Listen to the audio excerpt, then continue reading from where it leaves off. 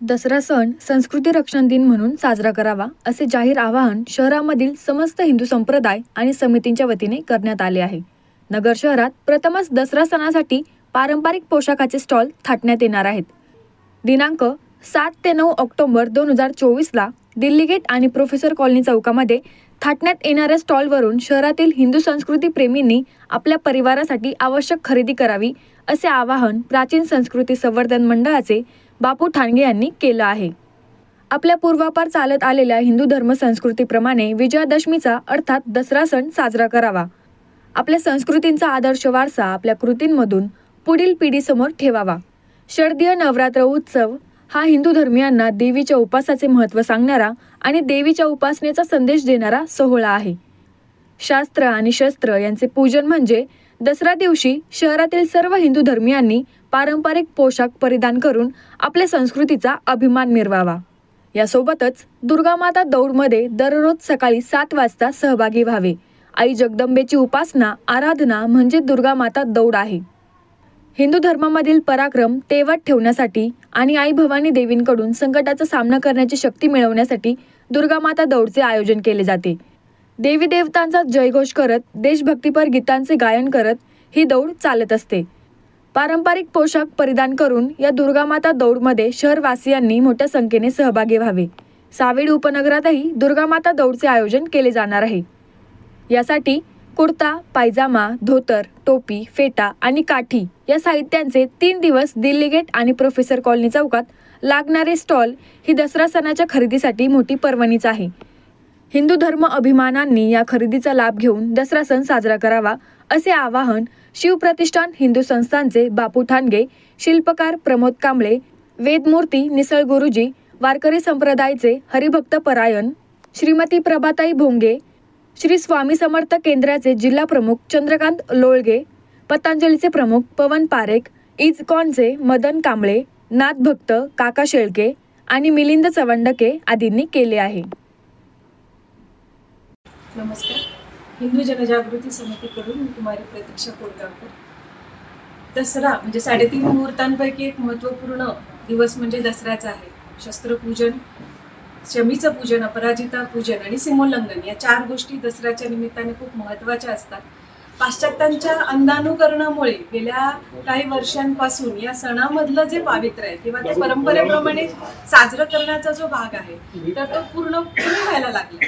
तर याच पार्श्वभूमीवर आज इथे अनेक संघटना संप्रदाय एकत्रित आलेले आहेत आणि दसरा करण्यामागे मुख्य म्हणजे देवीने 9 दिवस जागरण करून महिषासुराचा वध केलेला आहे आणि त्याचबरोबर ती प्रभू श्रीरामांनी पण रावणाचा वध याच दिवशी केला.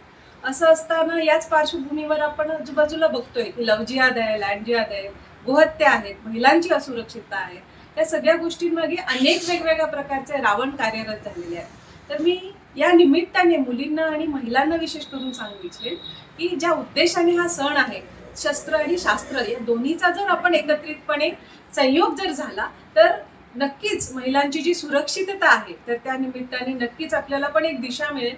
आणि या निमित्ताने आपण भक्ती म्हणजे शक्तीची पूजा करताना भक्तीसोबत शक्तीचीही उपासना केली तर कोणताही रावण आपल्याकडे वाईट नजरेने बघू शकणार नाही. 100% या निमित्ताने सांगते आणि म्हणूनच आपण सर्वांनी विशेष करून सणाच्या दिवशी तरी आपल्या संस्कृतीचं रक्षण करावं असं आवाहन मी या निमित्ताने करते. नमस्कार.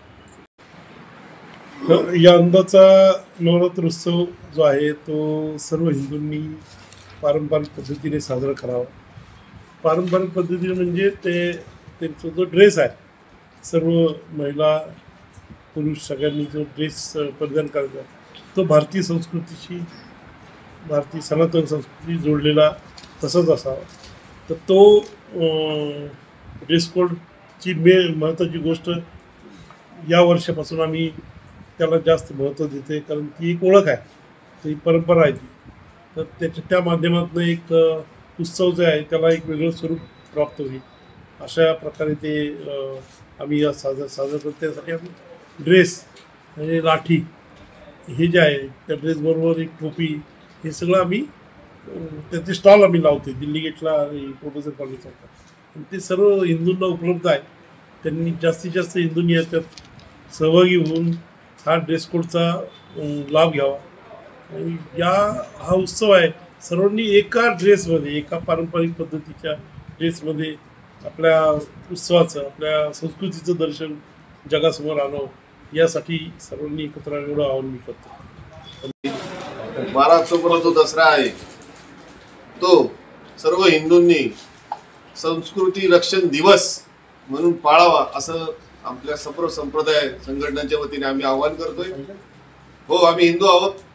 आमचा सण दसरा हा शस्त्र आणि शास्त्र पूजनाचा आहे आणि या नवीन पिढीसमोर आमचं शस्त्र आणि शास्त्र दोन्हीही जावं या दृष्टीने भारतीय पोशाख, नेहरू, भगवा टोपी, भगवा फेटा, लाठी 5 फुटाची अशा या पारंपरिक वस्तूंचा एक असा जाहीरपणे प्रोफेसर चौक आणि दिल्ली गेटला आपण एक स्टॉल लावतोय.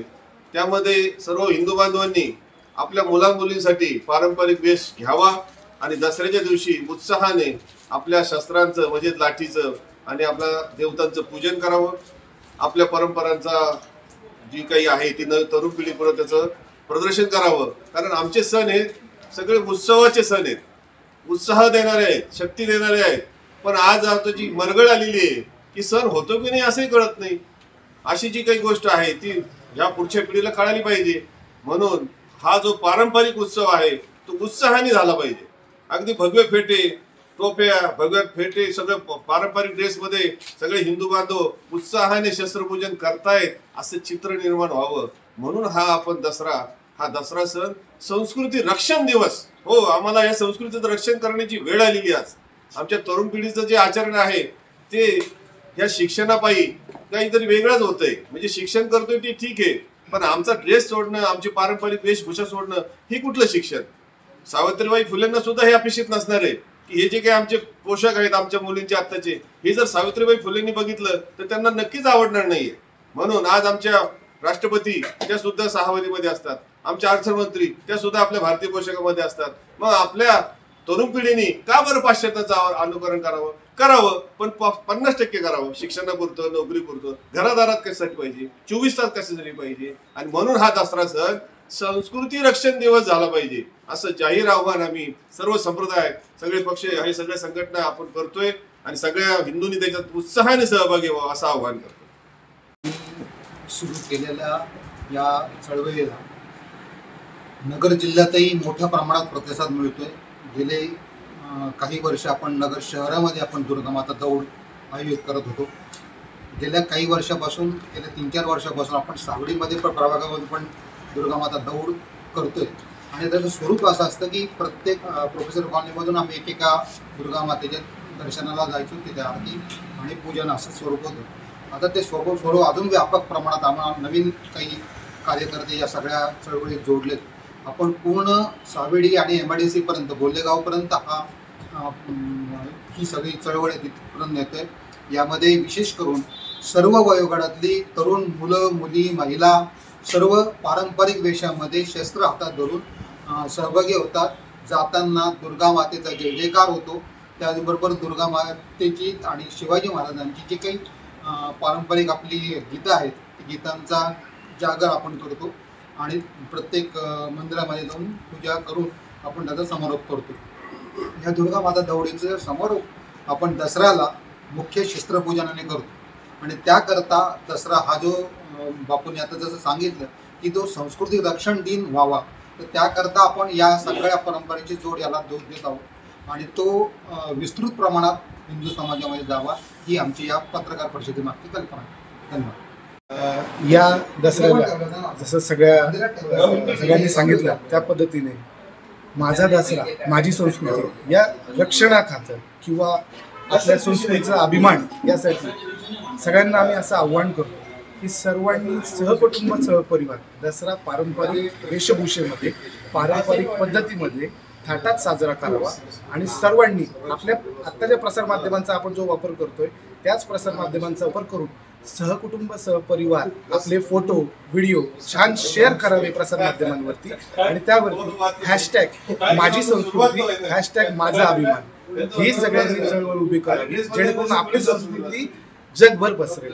आणि ती आपण जतनही करू शकू पुढच्या पिढीपर्यंत. संप्रदाय व त्यांच्या समितीच्या वतीने कळवण्यात येते की नगर शहरात प्रथमच दसरा सणासाठी पारंपरिक जे आपले पारंपरिक पोशाख घालून सर्वांनी दसऱ्याच्या दिवशी तरी सर्वांनी पारंपरिक पोशाख घालून दसरा साजरा करावा.